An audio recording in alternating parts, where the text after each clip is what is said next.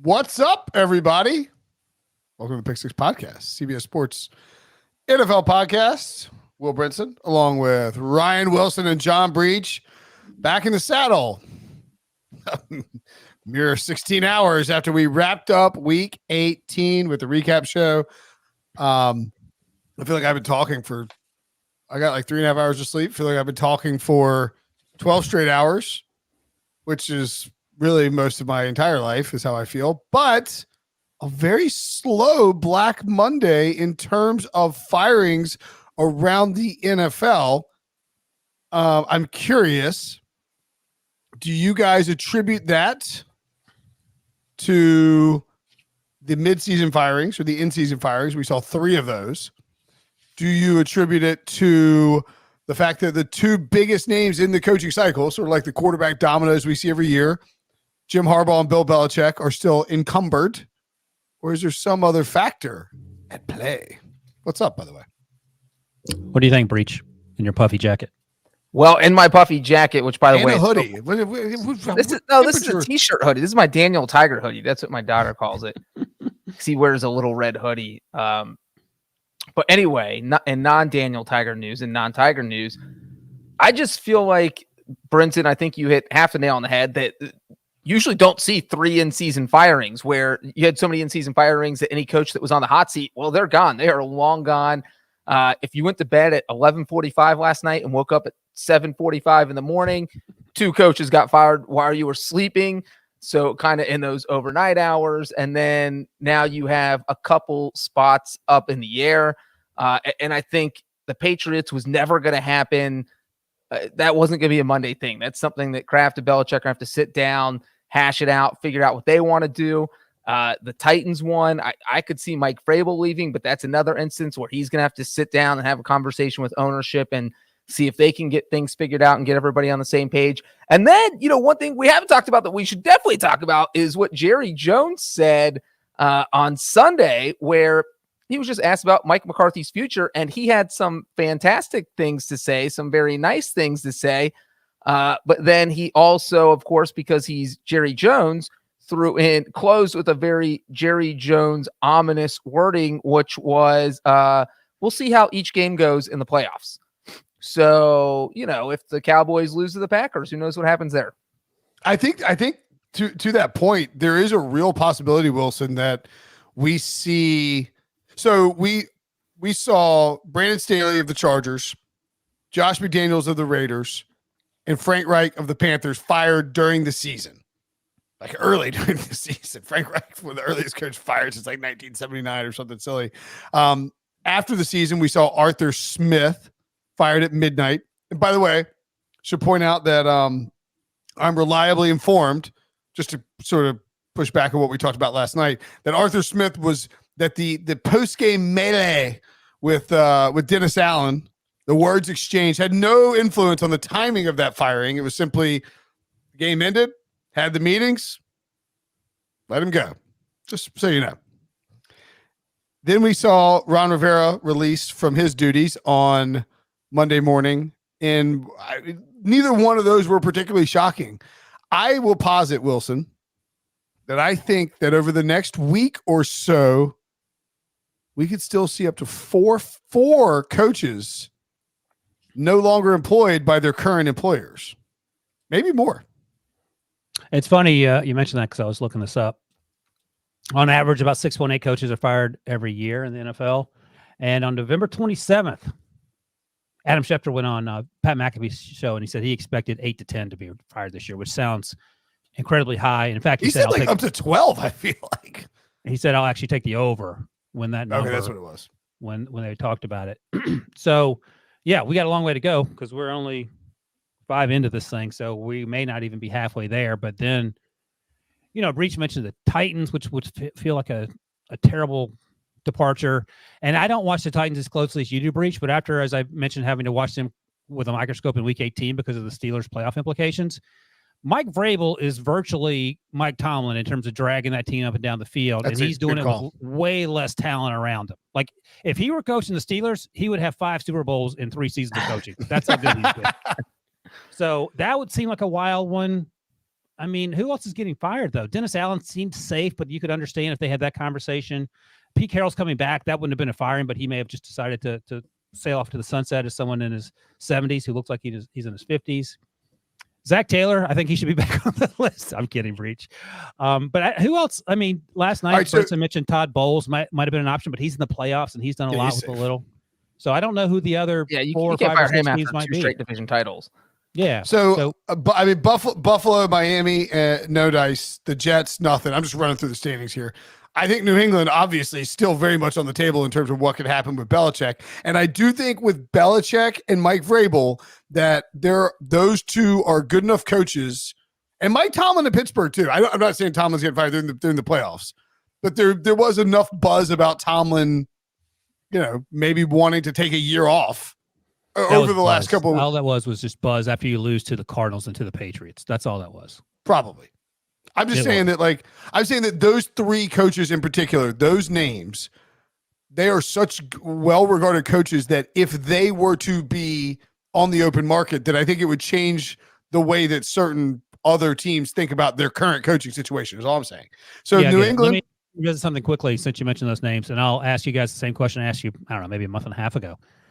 If you are, let's say the Commanders, and you could have Belichick, Tomlin, or Vrabel, are you guys still sticking with your first-round pick from 6 weeks ago? I mean, I'm taking Belichick. And that's so. Vrabel is highly intriguing to me. However, so now timeout, Wilson. When we did this exercise 6 weeks ago, the question was the Chargers, and in the Chargers situation, okay, I am taking Belichick because there's a quarterback in place, and let's say with the Chargers. I couldn't remember that. No, but with the Commanders, I'm not taking Belichick. That's the difference in the situation is that you don't have that young quarterback in place. I want him to ruin Drake May. No, I'm just kidding. You would want that, Brinson. But if Belichick's not going to be there forever. He doesn't have time to sit there and find a franchise quarterback and build that team. So if I'm the Commanders, I think I would probably take Vrabel. They have the number 2 pick though, so you can draft one after those 3. Out of those 3. So anyway, I think New England, you can at least talk about. Pittsburgh in the playoffs, no discussion. Jacksonville, dude, they gagged. They had a 98% chance to make the playoffs and completely choked. Tennessee, I think, has to be in the discussion. Why is Tennessee in the discussion? But because Mike Vrabel might leave. He and there's something going on there right now. He's not on the same page as the front office. He's not getting along with the general manager. Me and Ron Carthon aren't getting along, and A.D. Armstrong sort of forced the marriage, and there's just something.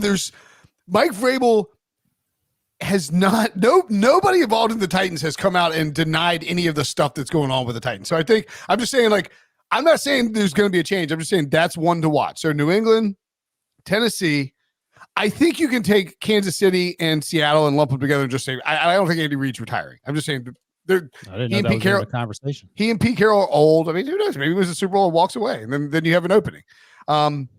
Dallas is definitely on the table, especially if Belichick leaves the Patriots and Mike McCarthy loses to the Packers as a touchdown plus favorite at home in the postseason.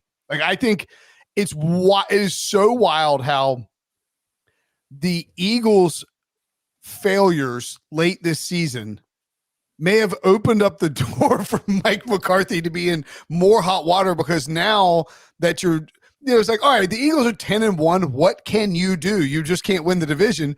Well, the division got handed to McCarthy on a platter. They get the 2 seed. And now it's like, if you lose that playoff game, it is so significantly worse than losing on the road as the 5 seed, right? Oh, well, let me ask you this, Brenton. Let me ask you this. If the Cowboys lose to the Packers, and this can be a question for Wilson also, and the Eagles lose to the Buccaneers, who do you think's in hotter water and more likely to lose their job, McCarthy or Sirianni? I think McCarthy, but I'll tell you this, Alex Selznick, who's a big Eagles fan on the earlier show today, was like, if Sirianni loses this, he's getting fired, which is insane to me. I think Sirianni's in hot water. I agree. I said last night that when they got rid of both those coordinators, the offense and the defense both went in reverse, and not reverse slowly, reverse like they were going 85 miles an hour, Thelma and Louise, and that right over the cliff. I think we just reversed ourselves into another team that could end up with an opening if the Eagles lose in the playoffs as well. So I think you throw them on there. So how many are you up to now? So we got New England, Tennessee, Dallas, and Philly. Dallas and and Philly. Jacksonville, according to Brinson. I'm just throwing it out there. And we'll then say with those four. I'm not going to put Jacksonville on there yet. So you have four. That's You have fine. four. I think We're at Jacksonville. 9. I think Jacksonville's the same as New Orleans, right? A team that finished 9-8, disappointing. You missed the playoffs. Looks like Dennis Allen. I think he's coming back, but there's some questions about Pete Carmichael. I think he's safe. So, what about Chicago? Matt Eberflus safe? I heard that he was safe a few weeks ago, but I haven't heard anything since. I think Rappaport tweeted that out. If it feels like he would have been fired today if it was going to happen, right? I think Robert Saleh. With Dennis Allen, real quick with Dennis Allen, can you imagine though going into your end of season meeting with ownership and the last thing that happened was your entire team undermining you and scoring a touchdown when you told them not to? I mean, that's not a great look. Yeah, it's like, so just to be clear, your backup quarterback pulled a coup on you in a 41-17 and everyone went along with it. Yeah.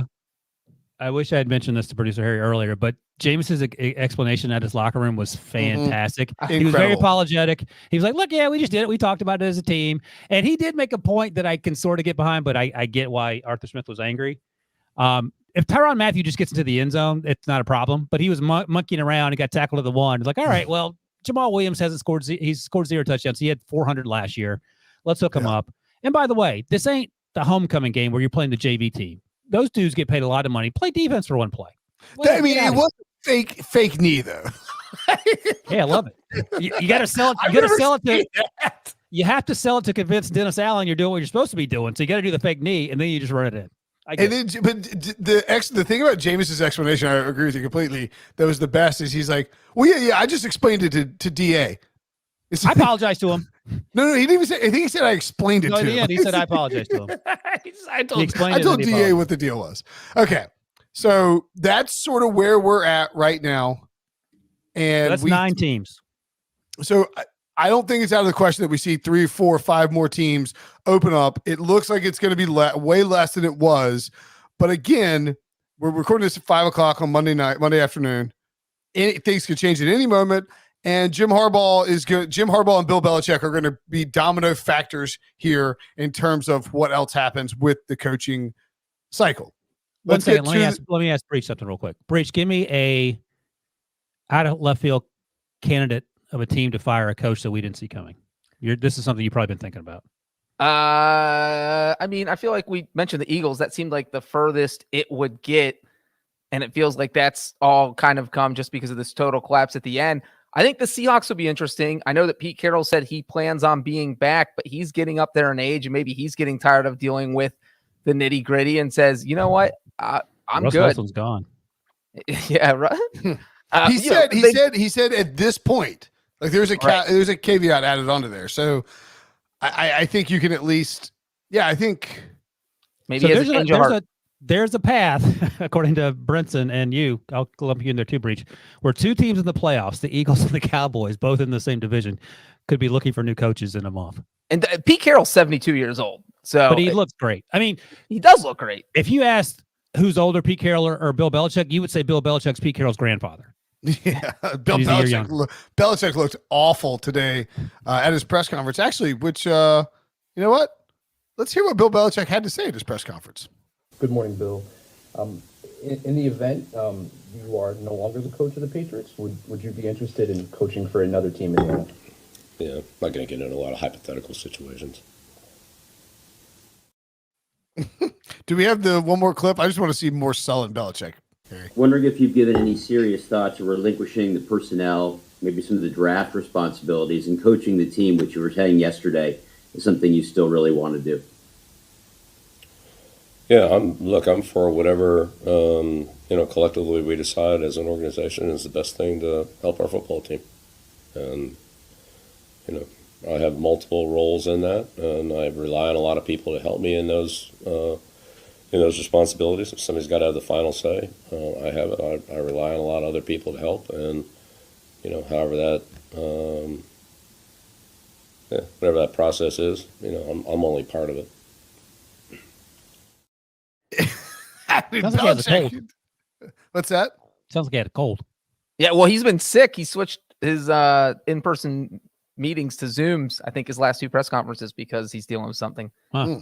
Yeah, he looks like he doesn't feel great. It's also, I mean, I feel like that's how I looked all day, like doing. It's funny you say that. I was going to ask producer Harry, stop what you're doing, Photoshop a beard on Bill Belichick and let's do a 2-shot with Brinson and Belichick and see what before and after looks like. That's you in 20 years, buddy. That's fine.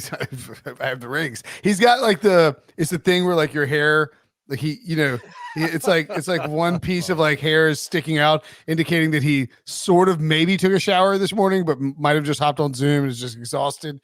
And Breech, I would say quickly that if Brinson were honest with us, that's exactly what his hair looks like right now when he takes that wig off. I'll just leave it at that. Definitely. Go ahead.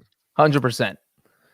So where do you think what do you think happens with Belichick and the Patriots? Because I do think you got to be a little careful with these sometimes when we're talking about these future situations. I think with this situation, it would be a pretty massive upset if the Belichick Patriots saga was resolved, like right in a way that was not a little bit drawn out, don't you? I mean, you have, and Breech, you pay attention to timelines more than I do. You have a little time with the playoffs sorting themselves out in terms of candidates, but I would imagine there's some backroom wheeling dealing between agents and teams about who we're going to line up our interviews with, and maybe you can even do that legally. I don't know the logistics of it, but you don't want to wait around too long because then you get stuck with, Matt Patricia is on the old airport treadmill coming back your way, and you got to settle with him.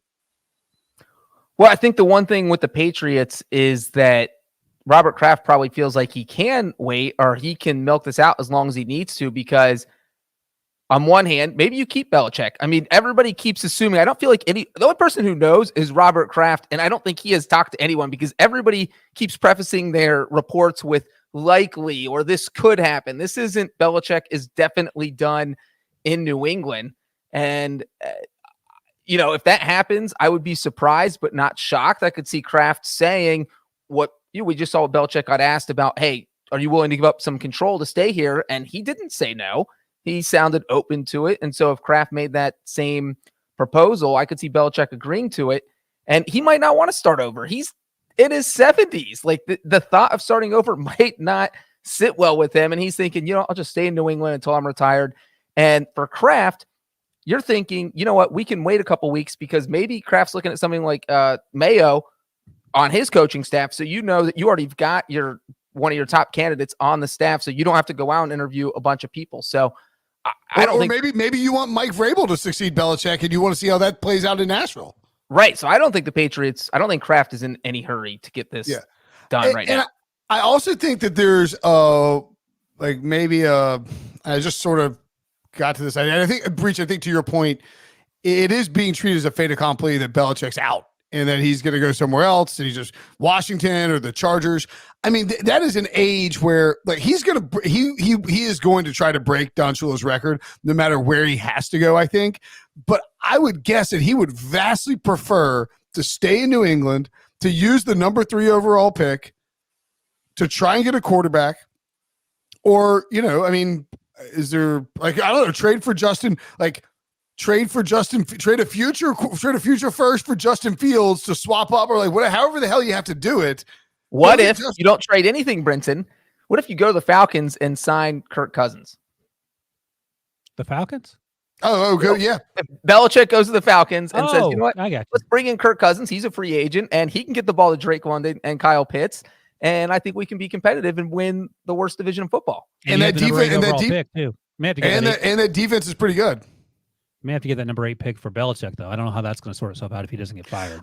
I really think, and this is also, we saw this. Remember, we've seen this with quarterback cycles. It happened with Tom Brady, and it happened with Aaron Rodgers, where the process, which is normally usually we've seen a bunch of interviews and stuff, reports of Washington interview these people and Panthers interviewing GMs and all this, but the process is going to be so bogged down, I think, by Belichick, by Vrabel, and by Jim Harbaugh because of the timelines involved with all these guys. So I think that's interesting to watch. And I don't know, man, you put Belichick on the Falcons with Kirk Cousins or Justin Fields and those weapons, you probably feel like you can do some damage in your first year, right? Absolutely. Especially in that division. I mean, they went 7-10 with not Belichick and not Kirk Cousins, and they would be upgrading at head coach and at quarterback. Well, one thing I'll say, and I don't disagree with that, but we don't know if Kirk Cousins, when he's going to be ready, number one. That's true. So that's one concern. And you cannot roll with the current crop of quarterbacks that they have there. No disrespect to Taylor Heineke or Desmond Ridder.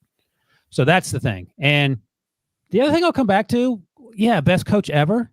But why do you have faith in him suddenly fixing an offense that doesn't include someone named Tom Brady? Just because Kirk Cousins is really good and we don't even make fun of him anymore? They scored less than 10 points 4 times since November 12th. That's look, not you can great. blame Bill O'Brien and Matt Patricia, but this is the dude that hired him. Yeah. No, I agree.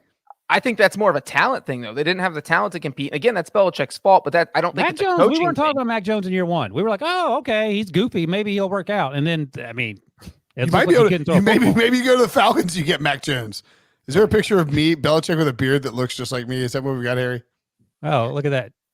Oh, no. Oh, my God, Harry, what are you doing? Harry? Nightmare fuel. Oh, my God. What a great photo. If you're listening to this, please go to YouTube and look at this picture. Do not tweet it out, however, because you will get banned from the internet. At the 21-minute mark, go. Find it. Oh, my God. Harry, you're Harry, going what to are you jail for doing? this. That's What is amazing. going on here? Harry should win a Golden Globe for that. You really should. A golden glove? Golden No, Globe. golden globe? I just said golden glove. By the way, I don't follow like the award shows at all, but I did look through the I like looking at the outfits. Shout out to Billie Eilish for what she wore. That was crazy.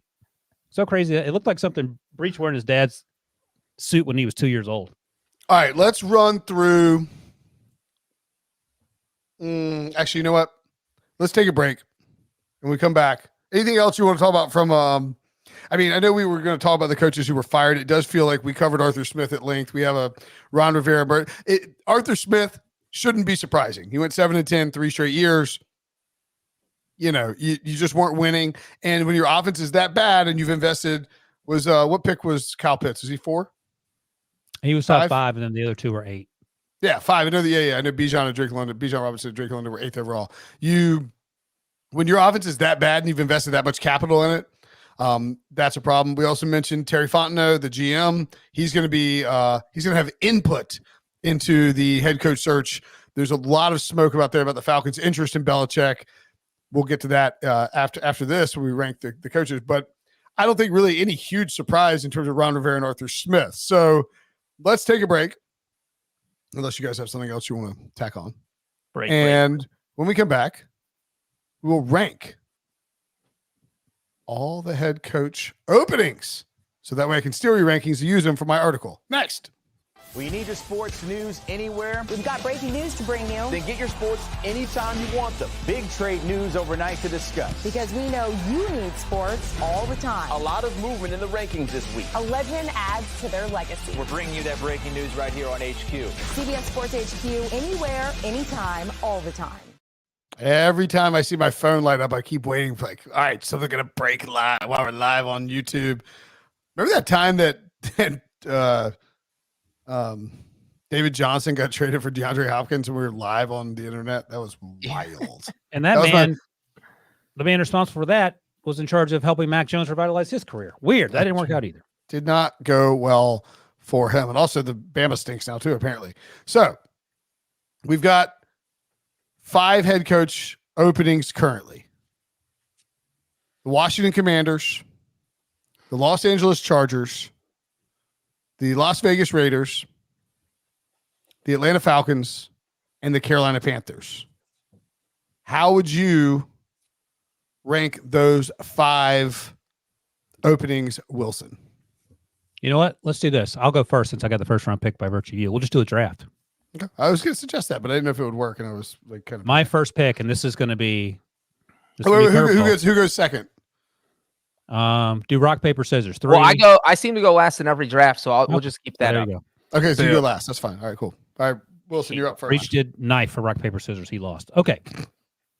So you mentioned the 5 teams there. I'm going to throw you a curveball. Rock paper scissors.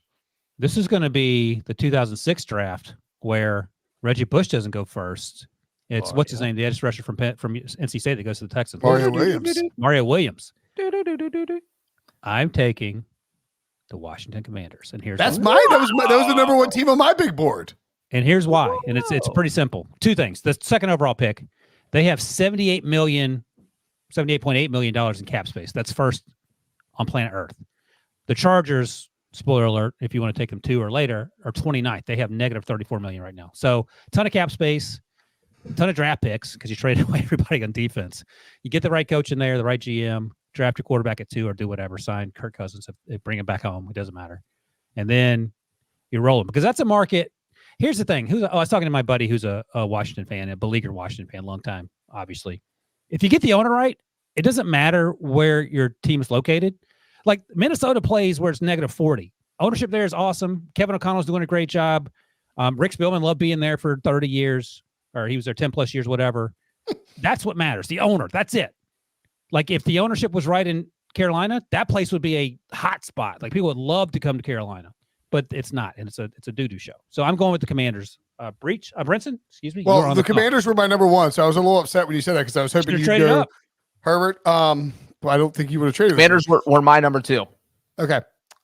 Here's the thing. So this is in Washington. You have a revered franchise that was run into the ground by really 2 men, Bruce Allen and Dan Snyder. But Dan Snyder just ran this franchise into the ground.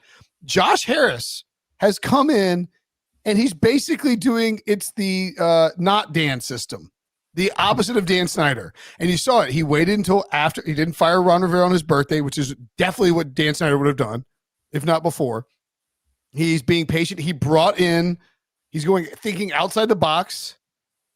God, what's the guy's name from the Warriors that he brought in? Myers. Bob Myers. And, which we have to ask about now, Wilson, did you know that Rick Spielman was going to be taking this consulting role with the Washington Commanders? Or did you find out on Twitter? I didn't know the specifics. I knew something was in the hopper. Yeah. Which is fair because like the way it came out was like Ron was let go and immediately he and Bob Myers were in the mix and Rick that Rick was incredibly shocked that it became the news that it became. He didn't know. I called him today and I said, hey, I've had a busy morning. He goes, oh yeah, what have you been doing? I said, and I just told Breech this before the show. I said, when Adam Schefter tweets your name, it's a big deal. He goes, oh, I had no idea. I said, yeah, I've been answering texts all day. Oh yeah, but you've been getting hit up. You're like Rick's secretary. Yeah. He goes, oh, how about that? And co-host. But anyway, I mean, it does seem like this is not a GM role. Like Rick doesn't really want to get back in and be a GM, or I don't know if it could be. It seems like this is so. I can break news here. Rick is not going back into the league. He has made that abundantly clear on the podcast all the time. Yeah, this is a consulting role. He is on the search committee as a. Well, I think this is really interesting because by bringing in Bob Myers and Rick, our colleague Rick Spielman, and I think Magic is part of this conversation too. Magic's an owner, but I think he's on the committee. If I Yeah, but I'm saying that they're bringing a guy who understands culture from a different sport, who is going to say like, all right, let's try out these processes, just a different viewpoint. And then Rick, who's got all these connections inside the football world, and I think it's generally regarded as everybody likes Rick Spielman. Like he's a good guy. He's gonna have like you could see Josh Harris trying to build organizational culture in a way that it just wasn't there before. And when you have that number 2 overall pick, if you hit on a quarterback, you could be in better shape immediately than the Chargers, who are also in the same division as Patrick Mahomes for the next 10 years. And by the way, if the Chargers miss on Jim Harbaugh and the Raiders get him, that's not exactly helping matters either. So I think that there's a lot of aren't we going down the AP Antonio Pierce drive, or are we not convinced that that's going to happen? Not yet. We're still ranking our spots. We can talk about that when we get to that draft. Sorry. My bad. Don't ruin this draft. You're the draft guy. But yeah, big fan of the Commanders as a job. The fan base is incredible. The city is a huge sports scene. That if you get that place going, you turn around Washington and they will build you a statue. You win a Super Bowl with Washington and like flip the Dan Snyder thing on its head, you'll win a statue. I think that's why it'll be attractive to Belichick to some degree, being from Annapolis. But we'll see. I have the number 2 overall pick. I think I have to take the Chargers here. They have Justin Herbert. He already took him 2-8. I know. They have Justin Herbert. It's just you have to take Justin. They're Herbert. negative 34 million in cap space. Yeah, you can trim that. They're in the same division as Patrick Mahomes. I'm not happy about it. I'd rather and Jared Stidham and Aiden O'Connell. Fair. All right, Breech, I know which way you're going. You got a layup. If you blow Who's your number, breach- Wilson? Who's your 2 though? Chargers. Breach, I assume Chargers were your 1. Chargers were my 1. Look, the salary cap, they are in salary cap hell. That is no doubt. But Justin Herbert, obviously, and you have a top 5 pick in the draft. I mean, you're sitting there with the 5th overall pick. But who are you going to take, though? I mean, they need the offensive line help, which isn't super sexy because you have Justin Herbert. Trade down. You have literally do anything. Like, I mean, you can do that. Picking 5th overall. They might need wide receiver help. You might need to take Marvin Harrison Jr. Oh, if he's there, yeah, definitely. But I think they might miss out on Mike that. Williams is a free agent, right? And Mike. They re-upped Mike Williams, but he's coming off. They re-upped Mike Williams, but yeah, they can get out of there. There's a whole lot of maneuvering that's got to go on with them as a whole. All right, with the 3rd overall pick of what is the best job opening for a head coach, I was split down the middle, and my tiebreaker ended up being the easiest path to win the division. I know it. I knew it. I took the Atlanta Falcons. I just think that they have the cap space. They have the 8th overall pick. If you get a smart head coach and a good quarterback in there, you are a serious playoff contender, and you should be able to coast to you find a quarterback that's better than Baker Mayfield and Derek Carr, you're going to win that division. So they're picking 8th, and they feel like a much more stable situation right now than the Houston Texans were 12 months ago. Yes, I agree with that. Get it right. Would anybody consider putting the Falcons above the Chargers or putting the Falcons above the Commanders? Okay. And I had the Chargers initially as number 2, but as I think about it and Breach's logic in terms of where you're playing in the division you're playing and the cap space you have, Justin Herbert is incredibly attractive, no doubt about it. But he's been on that team for 3 years, and that team has sucked. Not because of him, but they haven't helped him. So you got to get the right person in there to help him as well. Well, I would think of the teams we've drafted so far, if they all drafted someone tomorrow morning, the coach that would have the best chance of still having their job in 5 years would be the guy hired by the Falcons. I mean, Arthur Smith would like a word, but sure. What? He's kept people around him. They didn't have a quarterback. No, Arthur Smith, who just got fired 3 years. Yeah, Arthur Blank. Yeah. No. I think Arthur Blank is generally pretty patient as long as you're not a total. Unless you know what I heard? 10 games in 3 I straight. heard that Arthur Blank saw Arthur Smith at Lowe's, and that was the final straw. Can we like stop doing like I don't want an owner with the same name as a coach. I don't like that. Yeah, that can't happen. Yeah. And same thing with like Matt Nagy and Matt Eberflus and Ryan Poles and Ryan Pace. Like, come on, guys. Like, just I get Poles and Pace confused all the time. Okay, so I actually had the Falcons at number 3 as well. Breach, you I guess get 2 picks here. Yeah, go ahead. You can go back to. Oh, for snake draft, and my split was the Raiders. Yeah, that's what I had. Yep, I've got the list I've written down in this article. Raiders 4. Hold on, before you go next, I want to ask you this. I'm going to pass on my next pick. Wilson, you're up with the number 5 pick. I was going to say, what is the chasm between 4 and 5 on this list? Whatever your 4th team is in the Panthers. I mean, if the Panthers' job is so bad. I think you would prefer to do what D'Amico Ryans and Ben Johnson did and turn down the interview and just either go back to being a coordinator or hold out for something better. Well, I mean, on the other hand, you will gain generational wealth and you will accrue it within 2 years when you're fired. I would imagine if you had like one of those serious sit downs with Matt Rule and Frank Reich, they would both say it was not worth it. Yeah, I mean, they were both loaded beyond belief to begin with, so it wasn't. Yeah, and Matt Rule, Matt Rule ended up going to Nebraska. It worked out fine for him. But I mean, he put up with 2 years of nonsense, and you can argue. And you and I talked about it when Matt Rule got fired. The initial comments from David Tepper making fun of his baggy pants, and I can't believe I hired this guy. And then Frank Reich felt like he didn't stand a chance. As you pointed out, he was no one's been fired earlier than Frank Reich than I don't know since when. Who wants to? I was talking. I don't know if you heard this, by the way. Hayden Hurst was talking. By the way, did we say that Fitterer also got fired? Did we mention that? Yeah. Oh, yeah. Scott Fitterer, the GM for the. Yeah. Sorry. Talk about things that were obvious that was going to happen. I mean, people have been like, what do you think Scott Fitterer's future holds with the Carolina? I was like, what are you talking about? He's getting fired. You think David Tepper's going to miss a chance to fire somebody on Black Monday? Come on, please. Anyway, go with Hayden Hurst.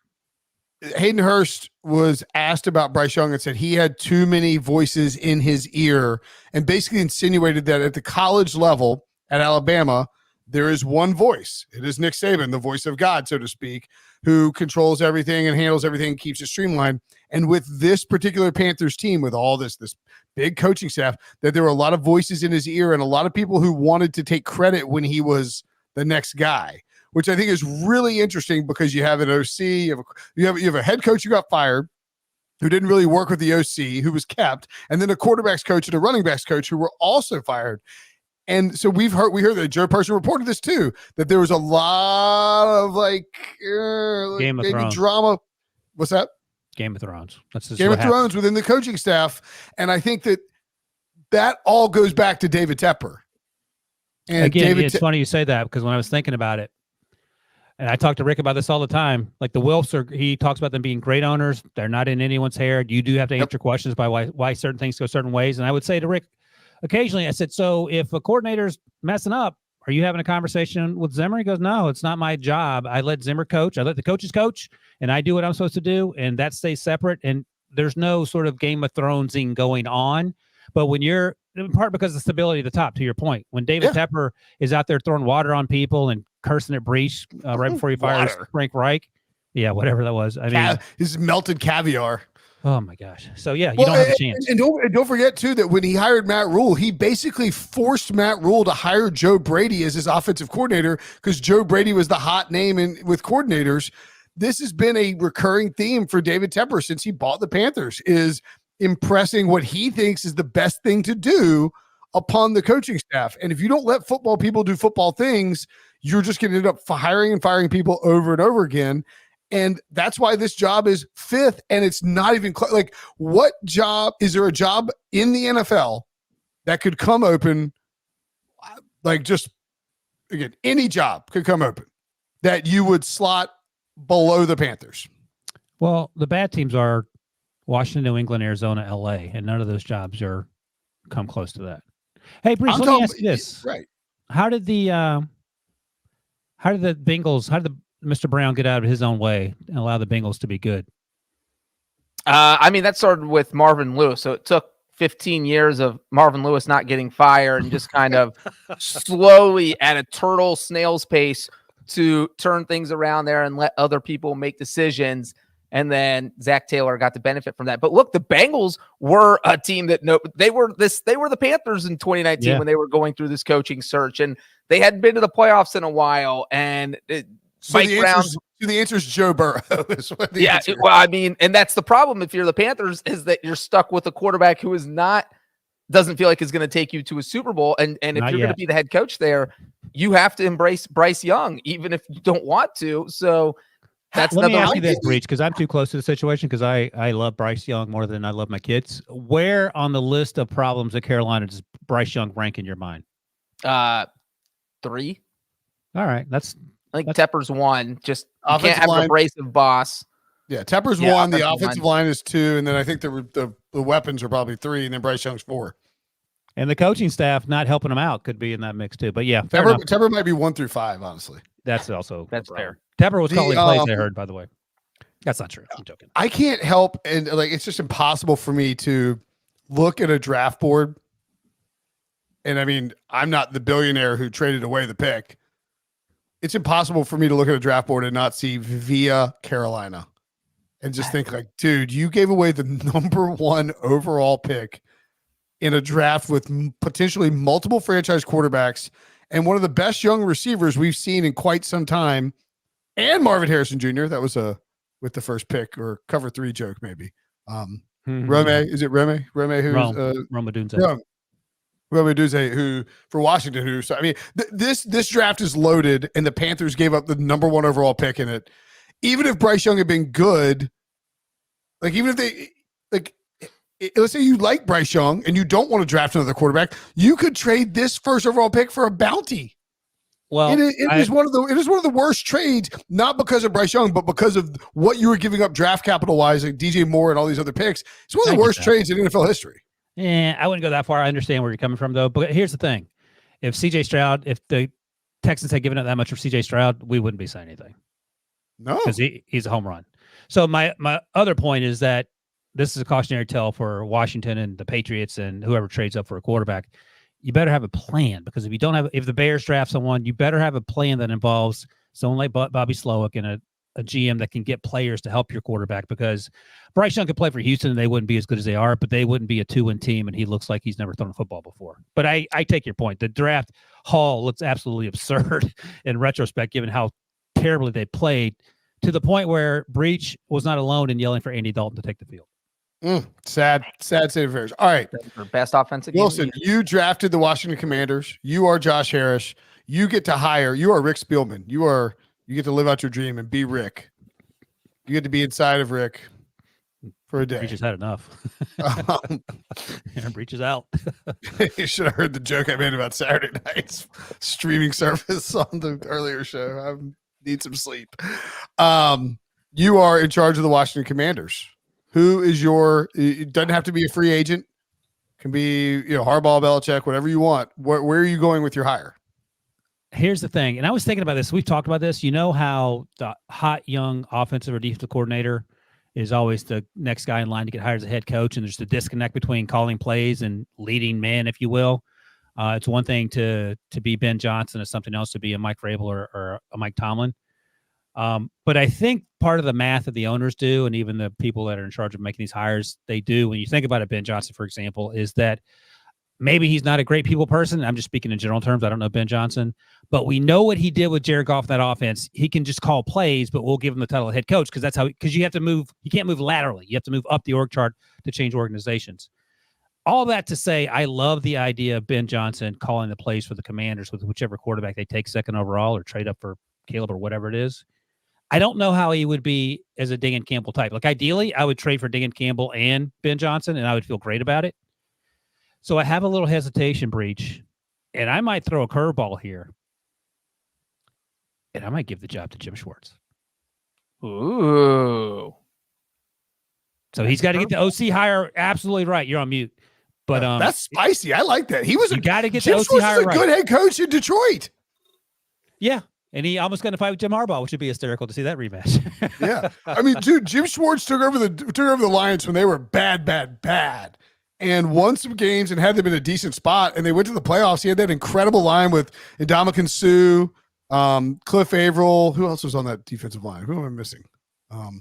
Nick Fairley. Do they have Nick Fairley? Golly, that's a you pulled that one out of the hat. Yeah. Yeah. I mean, they had a really good defensive line. I feel like they had one more pass rusher.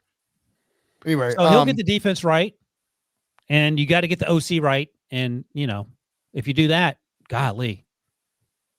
What do you think about hiring a defensive coach, Bruce? And real quick, Schwartz, he took over after the Lions went 0-16, and he had them in the playoffs within 3 seasons. And he hasn't gotten he's very abrasive, so he hasn't really gotten a look since then. But that would be don't care. That would be Eric Bieniemy's abrasive too. Yeah, sometimes you need that when you. I don't want Eric Bieniemy, but that's just me. All right, I'm the Chargers. I am.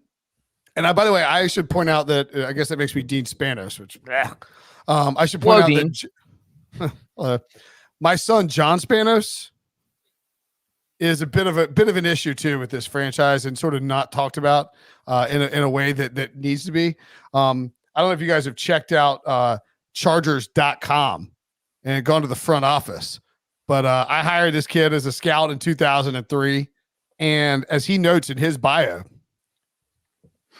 Spanos' ascension within the organization coincided with one of the most successful eras in franchise history, from 2004 to 2009. I mean, it's the most ridiculous thing you've ever seen. Like the Dean Spanos, and that's my concern with the Chargers is this guy is in charge of. He's like the VP of football operations. Like it's not even. He's just like I said earlier. He's a very fast swimmer. Concern, though, because Telesco did a pretty good job. He and Telesco were like buddy apparently. Yeah, but it's not like a Dan Snyder, Bruce Allen situation. Named executive vice president of football operations in 2013, one of his first priorities in that role was hiring of general manager Tom Telesco. They haven't updated the bio. We're a little slack on that right now. The two have guided the Chargers to 3 playoff appearances. The two have guided them and a pair of postseason victories. So the whole that's a little bit of a concern for me. But I am going to go out and I'm going to spend. I'm going to get somebody who I'm probably going to end up fighting with in 3 years. And I'm going to bring in Jim Harbaugh. Ooh, I like that better than Belichick. Jim Harbaugh and Justin Herbert are in the AFC Championship game within the first 3 years, at least once of his tenure. If you sell yourself for Brandon Staley and get those results, I get Jim Harbaugh. Jim Harbaugh came into those 49ers teams that were truly and utterly terrible and immediately turned things around. Lucky or not, he's lucky everywhere he goes, it seems like. San Diego, Stanford. He's not lucky. He's just a great coach. And I don't hate it. But again, you will have 3 years and then it'll be time. It will not last. But you go to deep playoff runs, you'll take it. He took over the Niners didn't have a winning season, hadn't had a winning season since 2002. He took over in 2011 and they went to 3 straight NFC championship games. That's insane. With Colin Kaepernick, and I think Alex Smith was the first one. Alex Smith, yeah. He made Alex Smith stop wearing a Padres hat and start wearing a Giants hat. It's a quarterback makeover. Harbaugh just wins everywhere he goes. So, Breech, you are Artie Blank. Or excuse me, Mr. Blank, as the kids call him. Mr. Blank. Who are you hiring for the Atlanta Arthur Falcons? Blank, if I dressed up, put on a sweater, and had $1 billion in my bank account. Actually, you kind of could look like Arthur Blank. Breech, what would you do if your first interview as Arthur Blank was that picture of Will Brinson as Bill Belichick? What if that guy walked in?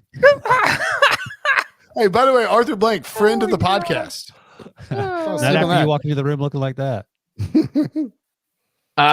Look, I think if I'm Arthur Blank, I'm swinging for the fences here. I am 81 You're gonna write a years old. blank check? Blank check. Who knows? I might look. I think any owner in their 80s, Jerry Jones, there's a sense of desperation. You want to win this Super Bowl now, and I think I'm signing Bell. I'm calling up the Patriots and I'm saying, tell me what I need to do. I'm not going to give you a first round pick, but anything besides that.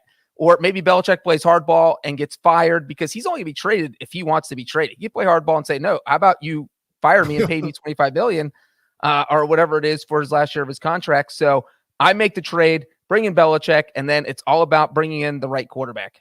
What if the Patriots said Belichick's yours for $283,000 and a 7th round pick? Oh my God! I write the check and what if Mike Vrabel's still out there? Here's the thing: is that they just went through the Nashville circle by hiring Arthur Smith from the Titans, and that doesn't. I mean, Arthur Smith and Mike Vrabel are two totally, completely different coaches. I don't know that Mike Vrabel would take that job. I don't think Vrabel would go to Atlanta. Why? I think Vrabel would do Tennessee or New England. I don't think Vrabel would do that out of respect for Arthur Smith, but maybe I'm crazy. No, I mean, there are only 32 of these jobs. Belichick. I don't know. I just don't get the Belichick thing. So what's the plan with the quarterback? That's the plan. That's what we got to figure out. That's why you pay Belichick. I like the Kirk Cousins plan is great. There you go. Ryan Tannehill. Let's just keep going with the Titans connection. Tannehill could get that team to the playoffs. Okay, well, I'm gonna regret saying this, but actually, one, you could draft Jaden Daniels, you could trade for Justin Fields, you could probably get Mac Jones for nothing and bring him to Atlanta with those weapons. I mean, and Josh McDaniels, takers.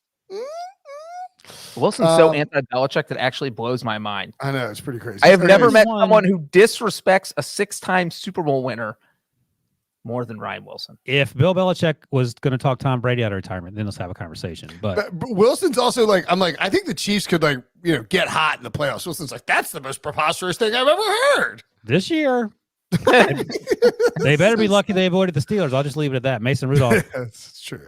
Okay, so Breech, you are now marked it. Wow, Arthur, you go from being Arthur Blank, who dresses to the nines on the sidelines, to being Mark Davis. You are wearing a jumpsuit. You're right back. I look at a bowl cut. You're wearing a jumpsuit and covered in ketchup. So this is a lot more appropriate for you, I think. You're like a combo of Arthur Blank and Mark Davis here. Who are you hiring for the Raiders? And eating at P.F. Chang's for dinner tonight, which is where I will call my coaching candidates from. From the booth. Wait, did we already hire Harbaugh? We can't do that twice, right? That would be something Mark Davis would think about. Sure. Go ahead. He's already been hired by Jeff Brinson. Harbaugh. Ben Johnson's still out there. Frank Smith out of the U is still out there. I honestly think that I don't hate the Harbaugh idea, but if that's not there, I don't hate the idea of sticking with Antonio Pierce. I don't know why you would. I like that. I mean, they blew up the Frank Bisaccia thing. Rich Bisaccia. Rich. Who's Frank? Frank Frank the Tank? Frank the Tank Bisaccia, Rich Bisaccia. They messed that up. And the players have come out. And I know you don't always listen to the players, but when they say this is the guy we want, after saying Josh McDaniels was terrible in terms of being a leader, what do you want to do? They scored 63 points on a team. They beat a team so bad they had to fire the coach. I do think that I think that is a good example of what we should expect from the Raiders. Is it's going to come down to and look, Jim Harbaugh has Donnie as his agent. Donnie is connection. Donnie is going to play the Chargers against the Raiders and drive up Jim Harbaugh's price and get a bunch of money for him. And I wouldn't be shocked at all if he ended up going to the Raiders mainly for personnel control purposes. But if he doesn't and he goes to the Chargers, then yeah, I think Antonio Pierce is the play. All right. You know who Donnie's agent also is? All right. We need what? Donnie's agent? Tom Brady and Jimmy Garoppolo. Tom Brady. Part owner. Joe Flacco too. Of the Oakland Raiders, who are now in Las Yep. Vegas. And Jimmy Garoppolo, current quarterback of the Oakland Raiders, or the Las Vegas Raiders, who they've negotiated with. Okay. We need a bald, arrogant megalomaniac who went to Carnegie Mellon. Do we have any of those in the room? Well, for what purpose, sir? To be David Tepper. Oh, there we go. Yeah. That's right up Wilson's alley. I was wondering where this was going. Bald and pretentious college degree. Yeah.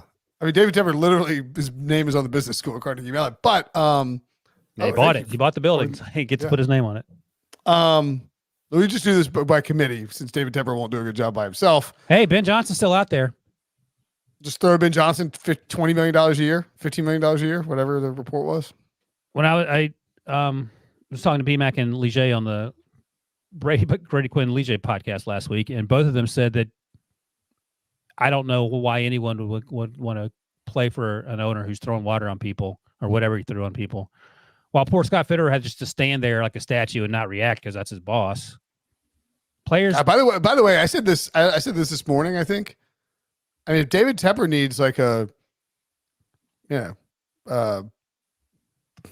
average, like middle-aged, extra-chinned, Caucasian fella to tell him yes to every move he wants to make for several $1 million a year, I'm here for it. I mean, I will. I think they've got those guys lined up. I think Scott Fowler reported that they fired all the no men because he's not used to having. Yeah, sorry, Brinson, that position's taken. I'm just saying Scott Fitterer just got fired. His primary yes man got fired. I think Ben Johnson's the answer. Tepper needs a spin guy, somebody who can spin what he says to. If Tepper says something that's obviously wrong, you spin it so that he becomes right, not a yes guy. That's the problem, isn't it? No, because you spin it around and explain to him why he's wrong, but in the nicest terms possible. Oh, I see. I got you. I thought you meant and then he sees the logic, and then you make him think he came up with a new idea of why he was right, and then he'll be on board with it. Let me ask you guys this: you're going to be paid $600,000 a year for this, so why it'll be worth it? Why do billionaires who are successful in their original line of work suck so bad when they buy sports teams? Is because they think it's mad? They think it's hubris. It's like financial hubris, basically. But David Tepper your said philosophy, your philosophy that got you to where you are in life is going to work in football. But David Tepper said in the past that he's not one to fire people wantonly in his other line of work. And I don't know the data. I don't have the list of fire people in front of me. But if I take him at his word, and then suddenly why are you firing soccer coaches? No one even cares about. No offense, no one cares about the Charlotte FC team. No, but he's going through those guys like he's I think it's because in the hedge fund world you can pretty quickly win. If you buy a distressed asset and it flips around, you get a huge win. You're not going to fire a guy who's closing those deals. In the NFL, it is a meritocracy, and you're not going to just win just because you just went out there and you spent the most money. That never happens like that. We've seen that for years with these owners, and so I think that is probably the primary problem: the belief that he can just make it. I'll just spend and this will work. And like. What's that? Through force of will. Yeah, exactly. All right. So that's our Black Monday roundup. We will be back. By the way, quickly, we just had Ben Johnson, but there's Dan Quinn still out there, Raheem Morris, Idro Efro's on the staff. I don't know if he wants to keep Frank going. Smith, Bobby Slowick, Todd Monken, Mike McDonald. Yeah, I think they're going to have to end up either overpaying grossly for someone like Ben Johnson or hiring somebody who, I mean, Eric Bieniemy would take that job in a heartbeat. Tom Capers is out there. Tom Sleeping with Capers. the enemy. Original OG coach. Tom Capers, the first Frank Rich Reich's Kotite. coach. He was Rich Frank Kotite. Reich's coach when they were the Panthers first started in '95. All right, that'll do it for us. Thanks for watching. Thanks for listening. For Breech, for Wilson, I'm Brinson. Make sure to subscribe, like, rate, and review. See you guys later.